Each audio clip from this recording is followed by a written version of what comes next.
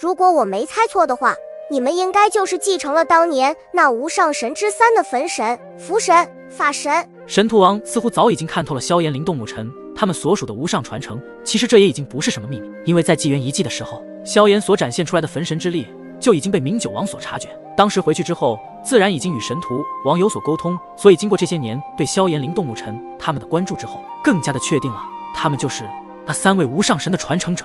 焚神、符神、法神，萧炎他们3人心中暗自了一声。不过，即便他们是无上的传承者，但是对于他们的身份信息却是一无所知，唯一所知道的就是他们乃是传说中的无上大能，存在神荼王前辈。为什么那几位无上会选择我们？萧炎轻声说道。其实他也非常的疑惑，自己怎么莫名其妙的成为了无上的传承者。这个问题我也无法回答你，毕竟这可是那3位无上神的选择，他们的智慧，即便是我也无法参透其中。神荼王这位已经触及造化之境的主神，竟然都难以知晓那些无上神的智慧，这就说明了无上之境的主神才是大周的真正天花板，不管是力量还是智慧，他们都远超于造化之上。然而神荼王与萧炎、灵动牧尘交谈了几句之后，便是将目光看向了一直跟在萧炎身边的那位吴雪身上。神荼王那深蓝色的眼眸中散发出无形的力量，融入吴雪的体内，后者只是微微的后退了几步之后，但并没有看到什么异样。而神荼王透过自己那可以洞悉一切的眼眸，今日竟然无法看透吴雪体内的那股被隐藏深处的神秘力量。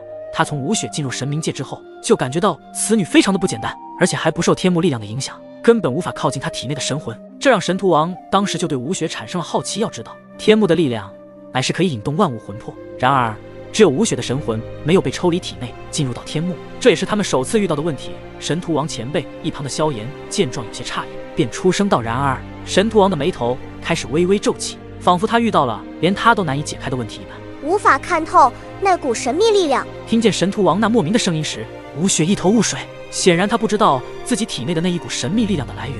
被神荼王这么盯着看，他感觉到有些不自在起来。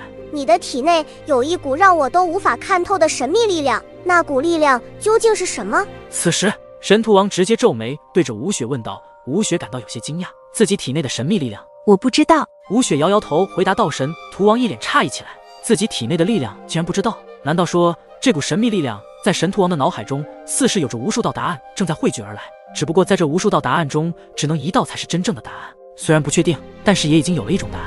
看来你不知道你体内的神秘力量，想必那是能够让你揭开真正身世的钥匙。神荼王所说的话越来越让吴雪有些听不懂起来。什么真正的身世？自己不就是武神阁之主的女儿吗？难道自己还有什么身世不成？面对神荼王这稀奇古怪的话，让吴雪的有了一连串的心声，而且心中喃喃出声：自己的真正身世，神秘力量解开身世的钥匙。哎呀，我的头好痛，头好痛！吴雪捂住了自己的脑袋，不停地大叫呼喊，脸上也浮现出一抹非常痛苦之色。每当自己想起自己的身世时，都会伴随着无比疼痛的感觉在自己的大脑中炸裂着。消炎力马捂住有些站不稳的吴雪，一脸关心的道：吴雪，你怎么了？萧炎，我的头好痛。吴雪敲打着自己的脑袋，好了好了，不要去想自己的身世了。萧炎立马安慰着吴雪，希望能让她冷静下来。片刻之后，吴雪的情绪也在萧炎的安慰下有所冷静下来，刚刚的疼痛也瞬间消失不见。吴雪刚刚的反应更加证实了神荼王所说，吴雪体内的那股神秘力量的确就是吴雪开始自己真正身世的钥匙。想要知道自己的身世，就必须用这把钥匙打开身世之门。明九王也被搞得有些惊疑，但是看向神荼王时，后者则是对着他点头了一下，仿佛告知了明九王一个答案。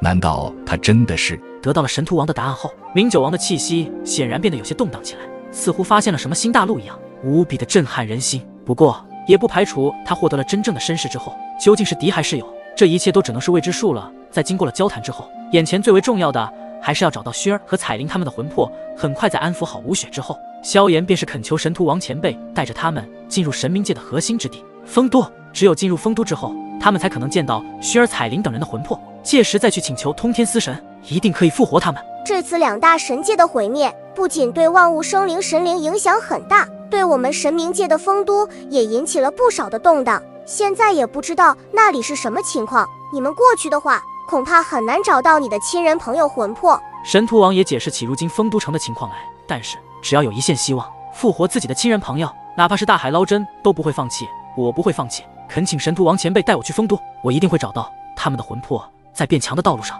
萧炎只有一个想法，那就是守护自己身边最重要的人。如果连自己身边的人都保护不了，自己变强的意义又在哪里？望着萧炎那一脸坚毅无比的脸色，神荼王自然也明白萧炎心中的想法，没想到在9大界之中还有这么一位有情有义之人，这也难怪会成为无上焚神的传承者。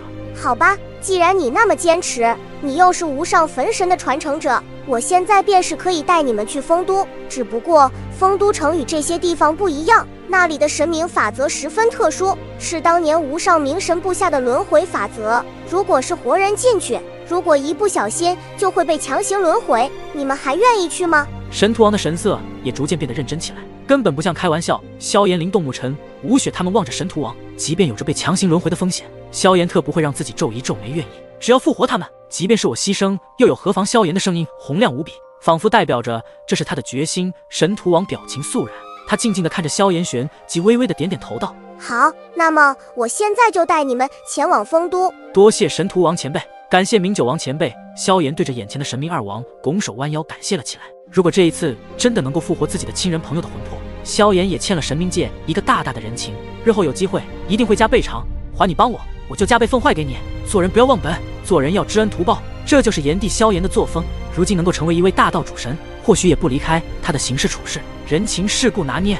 或许在这样的一个情况下，他可以获得更多的神之资源以及机缘，才能以最快的速度提升自己的实力。在未来的某一天，甚至自己会登顶9大界之巅，甚至整个大宙之巅也说不定。虽然后面的事情谁都不好说，谁都不好定义，可是萧炎一定会往这样的方向目标成长下去。萧炎他们与明九王告别之后，萧炎等人紧随神荼王，步履沉重地踏入了三明鬼府与丰都之间的暗影之地。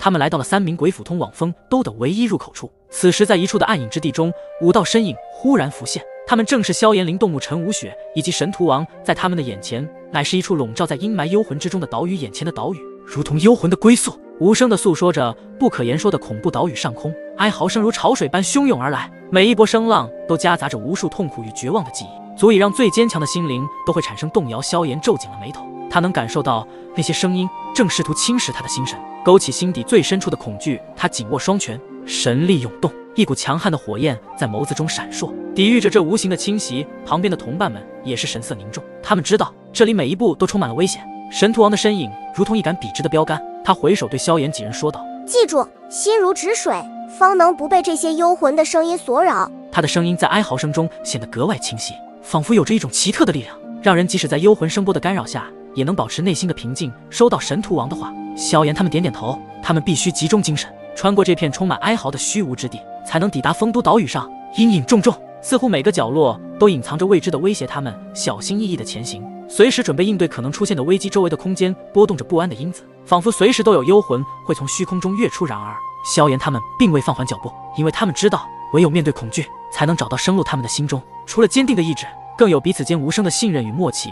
在这片恐怖的领域中，他们就像是一束微弱的火焰，在黑暗中顽强地燃烧。深邃的暗影之地中，阴风怒嚎，幽魂之声如潮水般汹涌而来，声声哀嚎似从黄泉深处逃逸而出。但在神荼王的庇护之下，一行人得以踏入这片暗影之地的深处。随着他们的脚步深入岛屿的最深处之时，一种压抑的气息愈发浓重。一座黑如深渊的高塔映入众人震撼的眼帘中，那座黑如深渊的高塔如同守卫的巨人，屹立在黑暗之中。它的塔身漆黑如墨，在其四方八面还有着黑色铁链束缚着，并且吞噬着周遭的所有光亮。每当幽风吹过，黑塔上的铁链便发出低沉的叮咚之声，像是幽灵的叹息，萦绕在耳际，令人毛骨悚然。当他们越走越近，高塔的恐怖波动愈发强烈，仿佛能噬咬大家的神魂，令人不寒而栗。这座黑色的巨塔好像在哪里见过。萧炎他们的眼神中闪过一丝惊疑，因为眼前出现的这座塔，它好像似曾相识，为何会让他感到如此熟悉？但一时半会也想不起来具体的答案。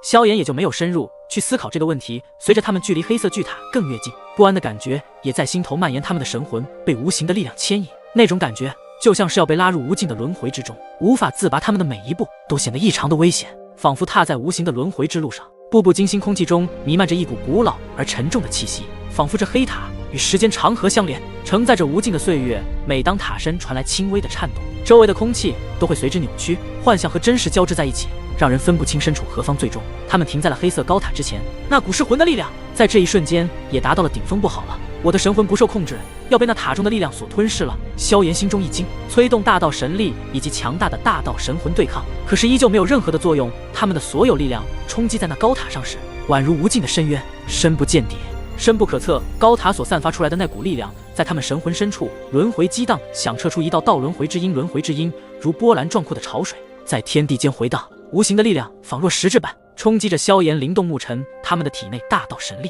曾是他们引以为傲的护盾，此刻却如同薄纸一般，被轻易穿透。大道神力的波动，在轮回力量面前不堪一击，就如同狂风中的烛火，瞬间熄灭。